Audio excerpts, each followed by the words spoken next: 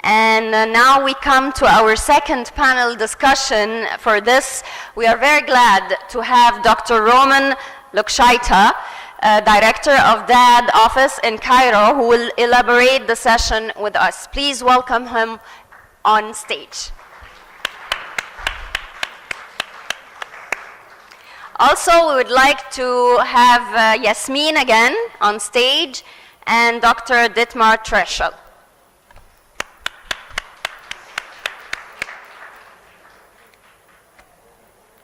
Okay, so are we ready for questions? You can write down your questions on a piece of paper, or you can always ask your questions with the microphone. Okay, thank you. Thank you so much, sir.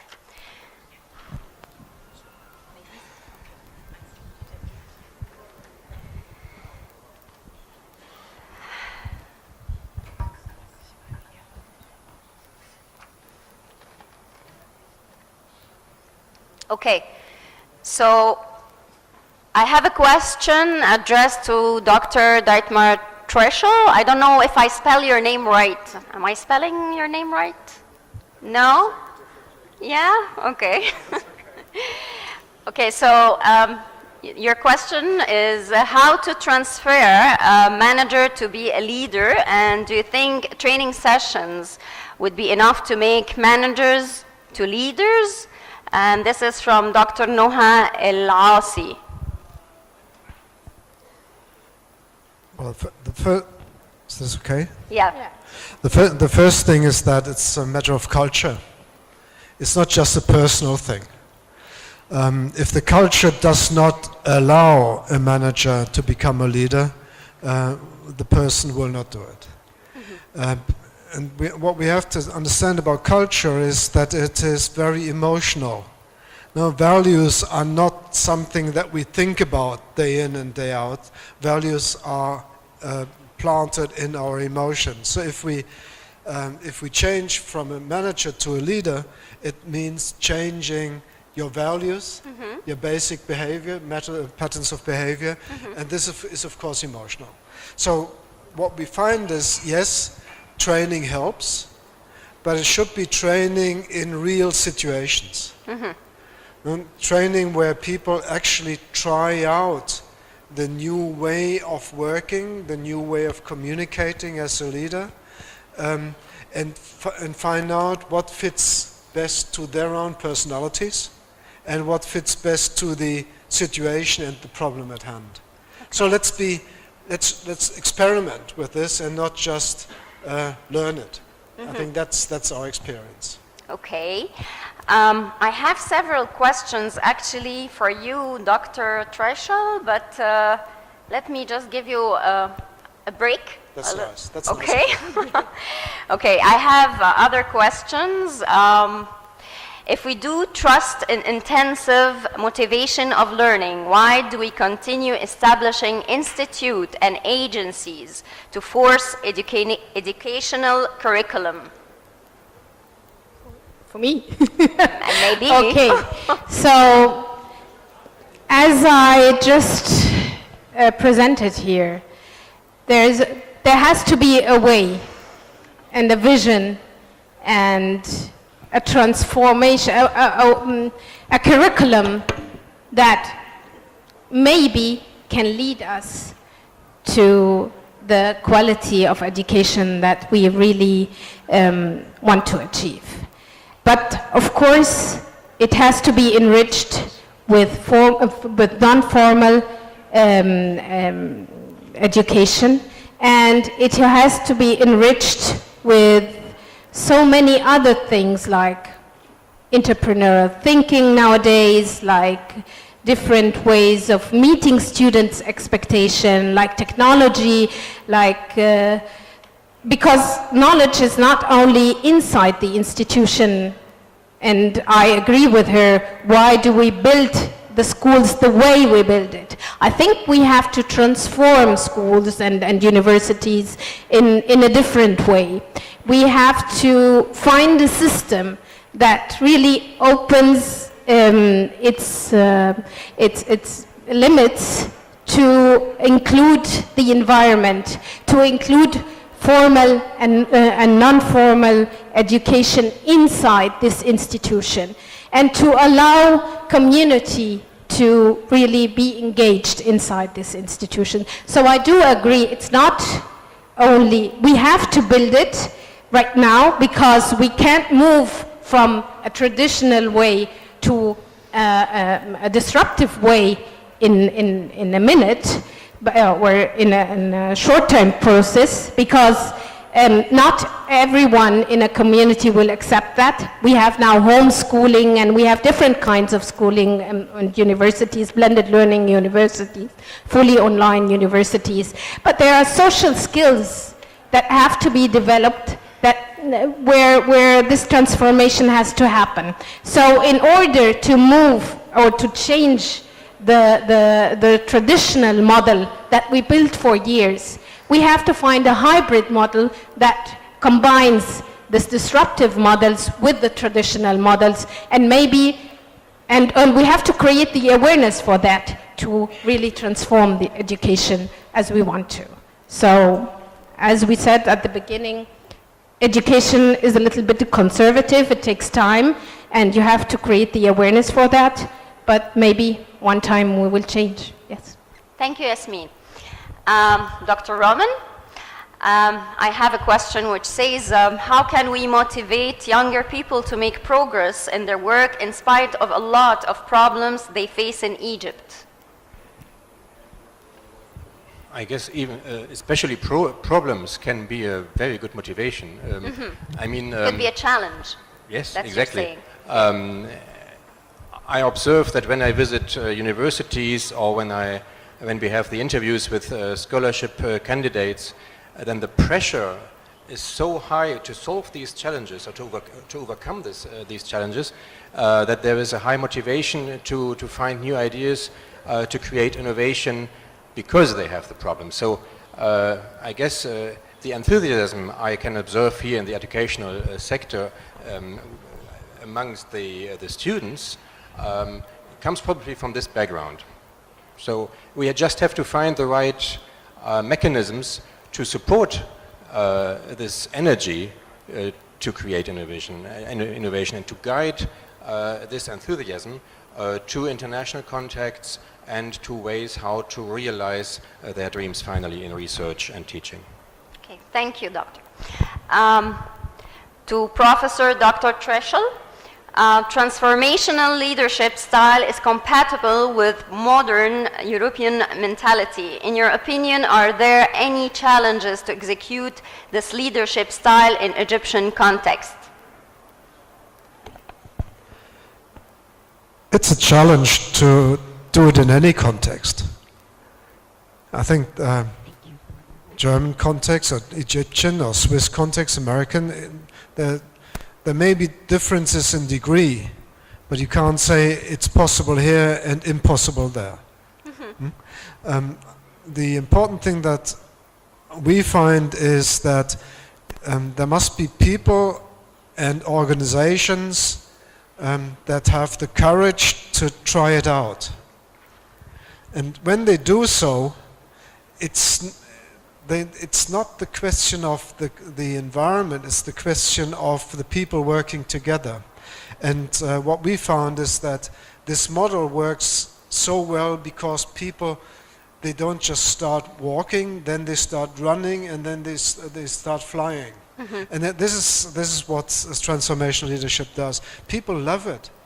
In any culture that I've worked with, I've done it in China, in the United States, in Germany, in small and large organizations.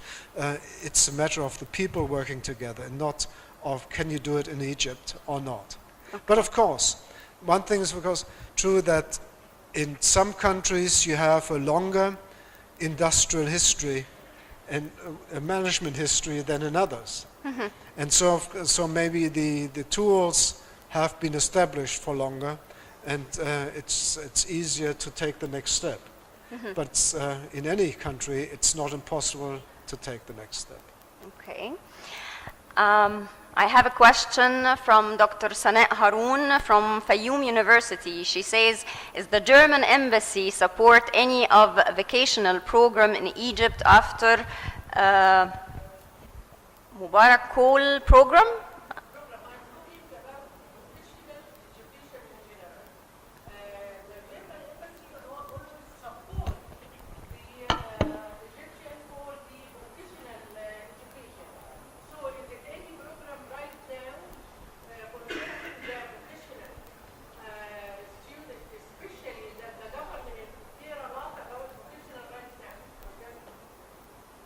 So any of you have an answer This is for to that? be addressed to the German embassy, of course, and I'm only talking for the DAAD, but I know that there are several programs to support the vocational training sector. Of course, the former initiative was very famous, but still there are ongoing new projects with GIZ and other stakeholders in this field. I guess there is a strong collaboration. I cannot give you some examples or numbers because it's not my domain. Okay. Is it satisfying?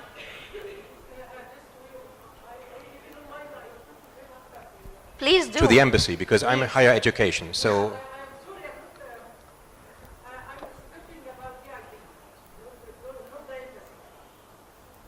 But also for GIZ, I cannot tell you anything because I just I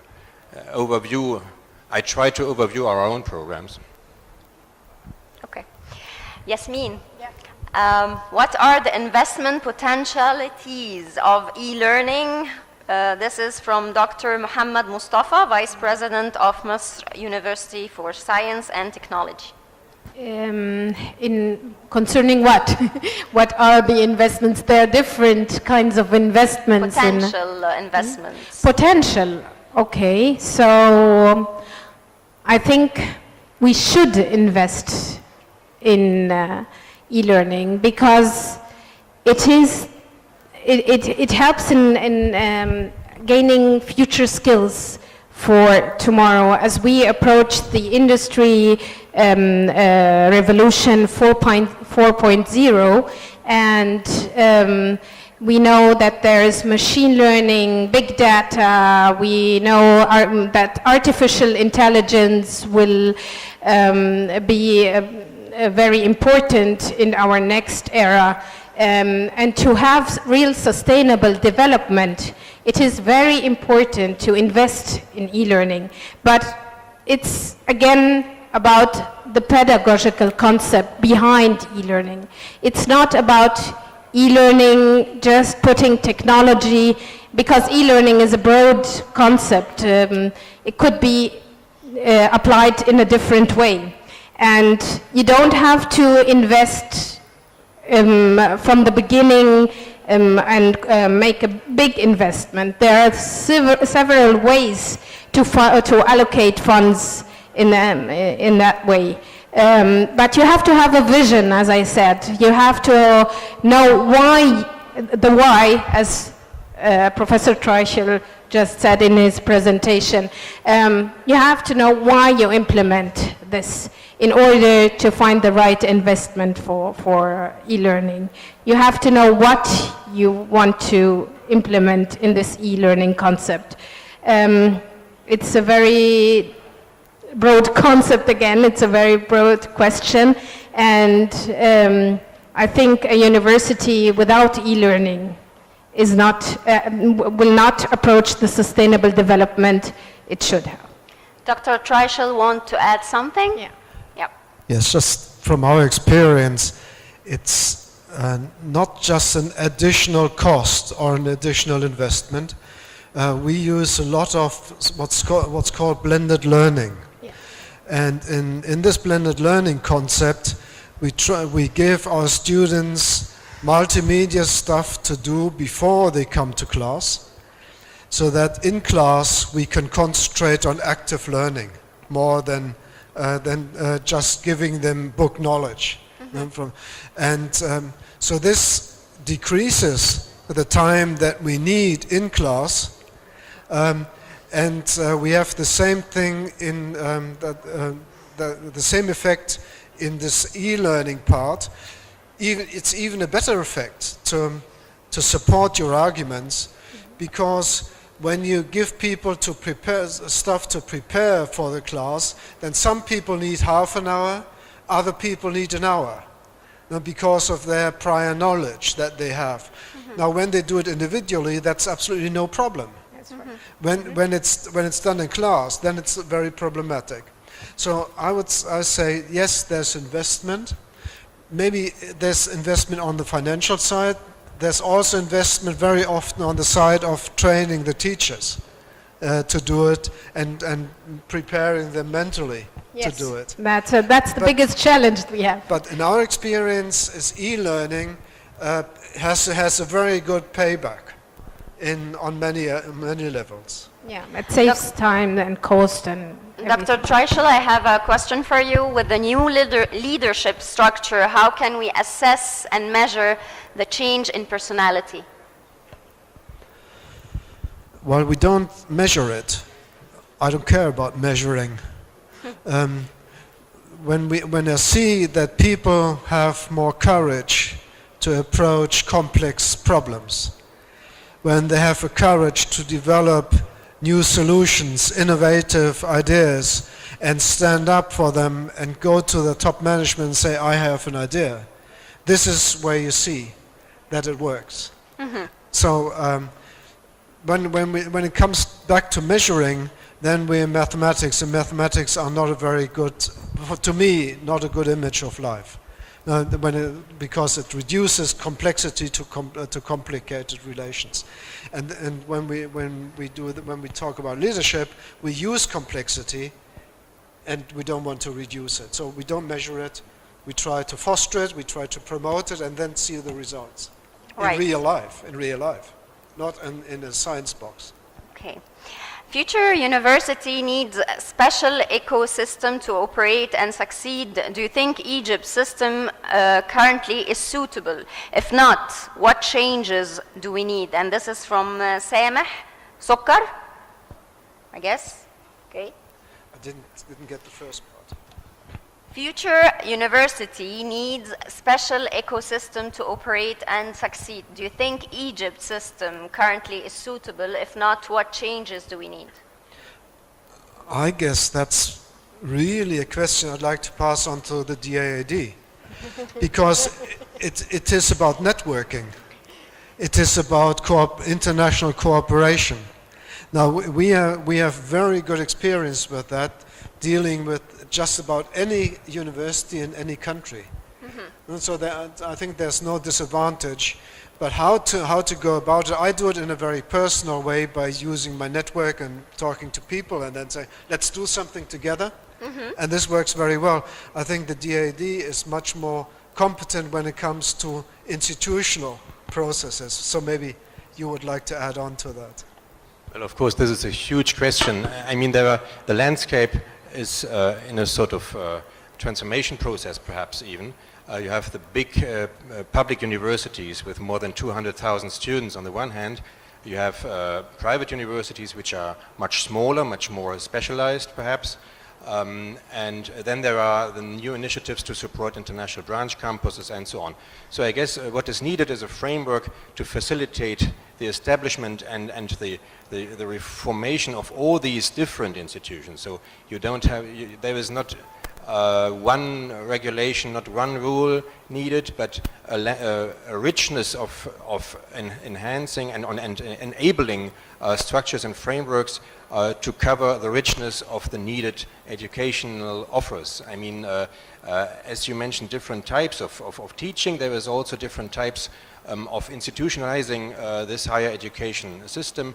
We have university, when I can talk about German situation, we have universities, technical universities, universities of applied sciences, private universities, universities specialized in arts or music, and so on. And you have to find ways where the governance of these institutions is still possible. So, and I can imagine that this is the main challenge for Egypt, to have 2.9 million students on the market. I mean, they need to be directed in suitable and fitting programs. And therefore you need governance structures within the universities, within the ministries, the governorates, and so on. This is a very complex issue, and therefore what is needed is the dialogue. It's corresponding to your first presentation today.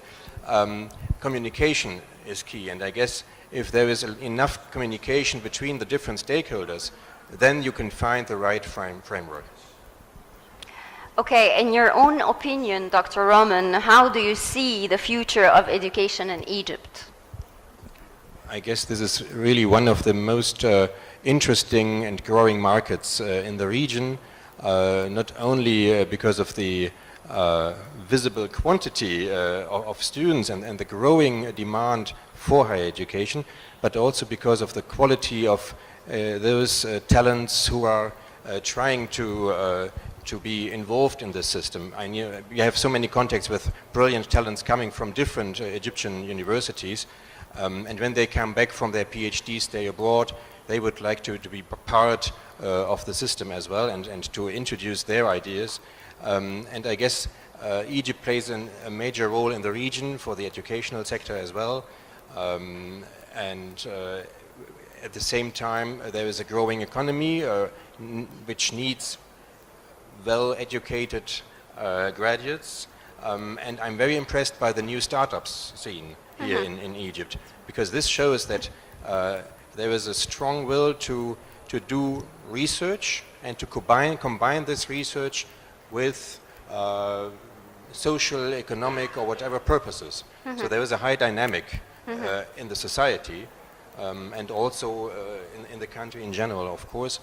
And I hope that this can be used to build Egypt as a hub for education, higher education in the region. We hope so. I'm not I'm always optimistic, yeah, and I guess this is the way that the country is on. We're all optimistic here. Okay, the second question goes to Yasmin. Does the Egyptian Ministry of Higher Education accept e-learning for getting a degree by using e-learning, e-degree? And this is by Dr. Talat Shahata, University of Maryland, USA. Okay, it accepted, as far as I know, it accepted in the master studies, the diplomas only right now, as far as I know. But I mean in the postgraduate system. But I don't know.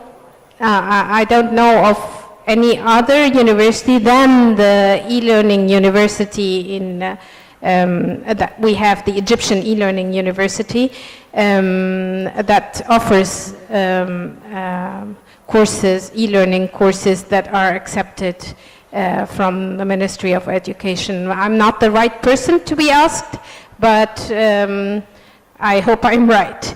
Another thing I wanted to add it for the question about the investment, the potential investment of e-learning.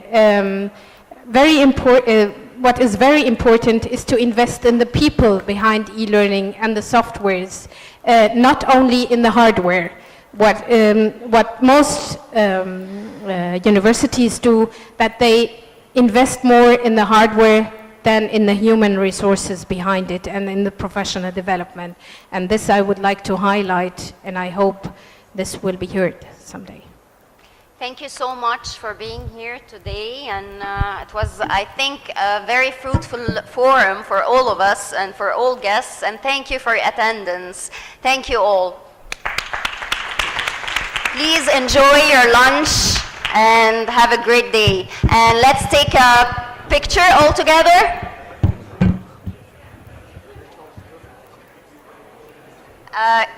Lunch will be served in Omar Al Khayyam restaurant.